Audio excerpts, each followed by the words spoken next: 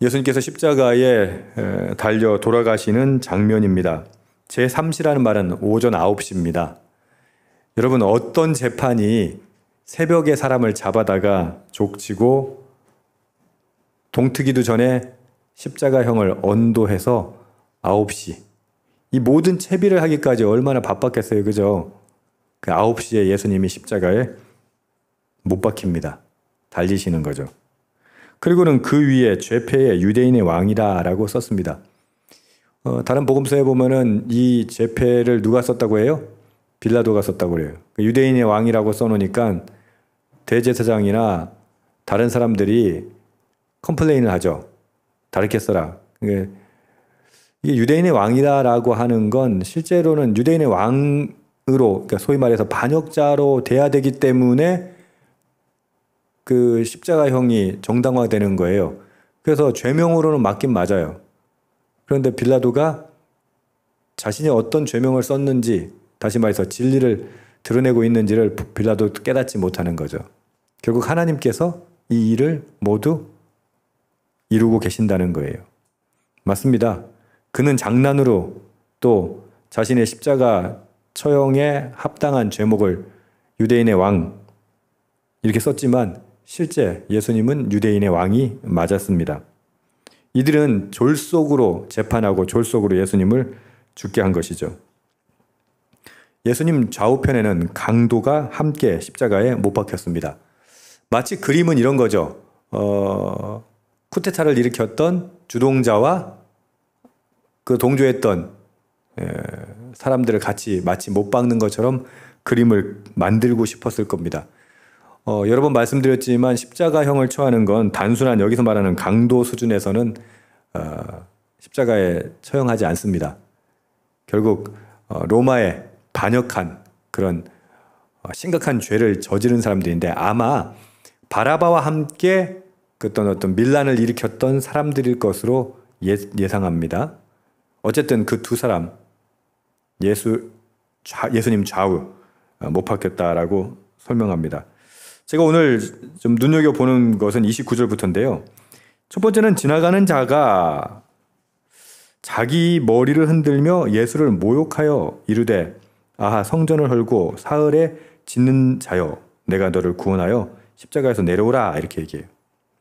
십자가형은 당연히 그러니까 대중들이 보는 그러니까 모욕을 주기 위한 거니까 그리고 본보기를 보이기 위한 것이니까 아마 사람들이 지나다니는 곳에서 십자가 처형이 됐겠죠.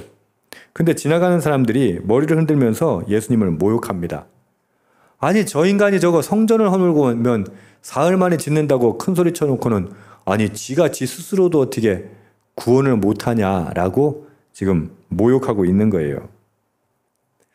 여러분 어떠세요? 여러분들 모욕이라는 게 그냥 예수님 이게 십자가 장면에서 그냥 모욕했구나 이렇게 생각하시는데 여러분도 혹시 모욕적인 얘기 들어보신 적 있으세요? 어떠세요? 내가 하지 않았는데 했다는 누명을 쓴다거나 그런 일 혹시 당해보신 적 있으세요? 아니면 뭐 그 정도의 모욕 아니더라도 누군가가 내 뒷담화하면 기분 어때요? 안 좋죠. 사실 교회 사역하면서 내가 하지 않은 말이 있어요. 근데 돌아서 제가 했다는 이야기를 들으면요. 그냥 억울해가지고 속이 뒤집어질 것 같아요. 아니 그냥 뒷담화로 돌아 내 귀에 들린 말만 들어도 어때요? 막 가가지고 변명하고 싶고 변명이 아니라 해명하고 싶고 막 그래요. 근데 그것이 나에게 치명적으로 나를 무너뜨릴 수밖에 없는 그런 치명적인 것이다 라고 한다면 어떨까요?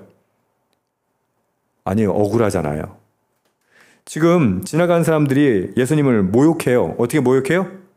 성전을 헐고 사흘 만에 짓는다는 인간이 어떻게 지 몸도 하나 저렇게 구원 못하냐? 라고 사람들이 외치고 있는 거예요. 그러면서 스스로 구원해봐. 십자가에서 왜 매달려 있어? 그렇게 힘 있는 자가, 능력 있는 자가 내려오란 말이야. 라고 조롱하는 거죠. 31절에 보면 두 번째 대제사장들, 서기관들도 함께 나오는데 희롱하여 서로 말하되 그가 남은 구원하였을 때 자기는 구원할 수 없도다. 라고 이야기해요. 남들에게 조롱을 당한다는 거, 모욕을 당한다는 거, 이건 단순한 비난이 아니에요. 내가 죄가 없는데, 나는 문제 없는데 그런 억울한 일을 당한다는 것 참을 수 없어요. 도무지 견딜 수 없어요. 분노 정도가 아니에요. 그리고 반드시 복수하게 돼요. 만약에 여러분, 저와 여러분이 예수님 같은 능력이 있으신 분이셨다면 어떻게 했을까요? 십자가에서 진짜 내려왔겠죠. 이것들이. 요즘 그 히어로 영화들의 주제는 그런 거 아닙니까? 어떻게 유튜브 알고리즘에 요즘 보니까 제가 그 한두 개 봤는가 봐. 보면 왜 뭐 고수였는데 은둔 고수가 은둔 고수를 뭐 건드려서 어떻게 됐다든가 뭐 무슨 뭐 저기 에이전트였는데 시골에서 조용하게 살고 있던 에이전트였는데 괜히 그 건드려 가지고 박살났다든가 뭐 이런 복수 같은 거. 우리 문화의 코드는 뭐예요? 지금은 힘이 있으면 복수하는 거예요. 숨겨놨다가도 복수하는 거예요. 예수님 요즘 말로 하면 어떻게 하셔야 될까요? 갑자기 십자가에서 내려오셔야죠. 그래가지고 어떻게 해야 돼? 싹 다 물리치셔야죠.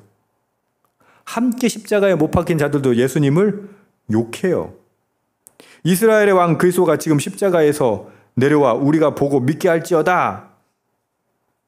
이게 지금 야 네가 십자가에서 지금 내려가면 믿어줄게. 지금 이야기하는 거예요. 근데 이 마가복음의 예수님의 십자가의 죽으심이요. 여러분 눈치채셨는지 모르겠지만 굉장히 비참해요. 엘리 엘리 라마 사박다니라고 34절에 나오는데요. 나의 하나님 어찌하여 나를 버리셨나이까? 라고 하고요. 그냥 37절 보시면 큰 소리를 지르시고 숨지시니라. 마가복음의 저자는 그렇게 예수님의 죽음을 점점 더 고립해서 죽음에 이르기까지로 설명해요. 그것이 현실적인 우리의 고난이기 때문이에요. 그러면서 우리에게 말씀하시는 건 무엇입니까? 마지막 38절입니다. 이에 성소 휘장이 위로부터 아래까지 찢어져 둘이 되니라. 이러고 끝나요. 이건 뭐예요?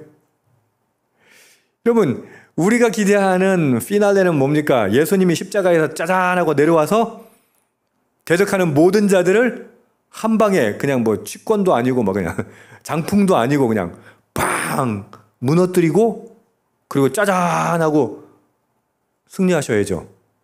근데 현실 그렇다 안 그렇다? 그렇지 않다는 거예요. 그리고 예수님의 죽으심으로 나온 것은 그 문제가 해결되는 것이 아니라 전혀 다른 곳에 있는 것, 성소의 휘장이 위로부터 아래까지 찢어져 둘이 된다는 거예요. 결국 예수님의 죽으심의 의미는 무엇입니까? 율법의 완성이에요. 율법은 어떻게 해요? 성소에서 제사를 드림으로 인해서 죄가 사해지는 건데 성소의 휘장이 찢어졌어요. 그러니까 지성소와 성소 사이에 있는 휘장이 찢어졌단 말은 뭐예요? 모두가 성소에 들어갈 수 있다는 거예요. 하나님 앞에 나아갈 수 있게 하신 거예요. 예수님이 십자가를 지시고 죽으신 목적은 뭐다? 구원이에요. 근데 우리는 어떻게 살아가요? 당장 내 눈앞에서 내가 편해지고 내가 행복해지고 내가 승리하고 내가 모든 것의 수혜자가 되어야 된다는 거죠. 여러분 고난주간을 맞으면서 우리는 지금 주님의 고난을 묵상하는 거예요. 그 주님의 고난을 묵상하라고 하면 뭘 묵상해요? 내가 이거 잘 참으면 주님이 짜잔하고 해결해 주시겠지라고 해석하는 거예요. 그렇지 않아요. 우리 고난을 통해서 하나님 꿈꾸시고 뜻하시는 바가 있다는 거예요. 우리가 고난주간 예수님의 고난을 묵상하면서 특별히 마가복음을 묵상하면서 자꾸 이렇게 넘어가려고 그래요. 이렇게 고난받으셨지만 결국은 부활하셨잖아.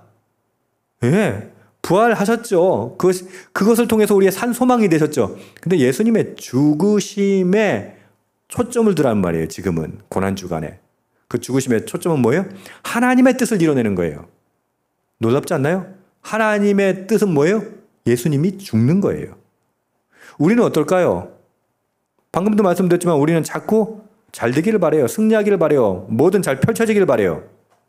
근데 어쩌면 하나님께서 우리에게 이 고난주간에 말씀하시는 것 아닐까 생각해 볼 수 있어요. 뭐요? 죽으라고. 네가 손해보라고. 네가 양보하라고. 네가 내려놓으라고. 어떻게? 그걸 안 하면서 고난주간 뭘 묵상합니까? 우리는 자꾸 부활의 영광만 생각해요. 근데 부활의 영광 이전에 반드시 있어야 할 게 뭐예요? 십자가의 죽음이잖아요. 죽어야 살죠. 근데 우리는 어떻게 신앙생활해요? 죽지 않고 살려고 하는 거죠. 그럼 부활이 아니죠. 부활은 뭐예요? 죽어서 사는 거예요. 저와 여러분이 오늘 고난주간 말씀 묵상하면서 예수님까지는 아니더라도 최소한 우리 삶 가운데 하나님께서 주신 십자가 질 수 있기를 축복합니다. 그 고난을 감내할 수 있기를 축복합니다. 남들의 비난, 그렇게 조롱하고 모욕하고 그런 것들 못 견뎌가지고 막 그냥 화를 내고 그러지 마시고 주님 그 조롱, 주님 받으셨던 조롱, 주님 받으셨던 모욕, 주님 받으셨던 그런 비난 나도 받고 주님처럼 십자가에 못 박힐 수 있는 믿음 되게 하여 주시옵소서. 기도할 수 있겠습니까? 그랬을 때 우리에게 참된 부활이 예비되어 있는 것입니다. 할렐루야. 여러분 부활은 그냥 일어나는 게 아니에요. 죽어야 살게 됩니다. 기독교의 가장 핵심 복음은 사랑이라고 했죠. 근데 그 사랑은 무엇으로 완성됩니까? 희생으로, 헌신으로 완성됩니다. 저와 여러분이 예수님 따라서 이 고난 중간에 생각할 것, 주님의 고난에 동참합니다 라는 말은 그냥 감정적으로 그냥 슬퍼하겠습니다가 아니라 내가 지금 받아야 하는 고난 무엇입니까? 감수하겠습니다. 내가 받아야 하는 조롱과 모욕은 무엇입니까? 감당하겠습니다. 주님, 그렇게 주님 따르게 하여 주시옵소서. 기도할 수 있겠습니까? 그런 시간 되기를 주님의 이름으로 축복합니다. 아멘.